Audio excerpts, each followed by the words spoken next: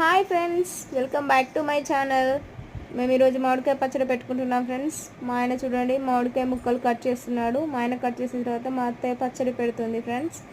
మా అత్తయ్య సంవత్సరానికి సరిపడా పచ్చడి పెట్టి మాకైతే పంపిస్తుంది ఫ్రెండ్స్. మా అత్తయ్య పచ్చళ్ళు చాలా బాగా పెడుతుంది.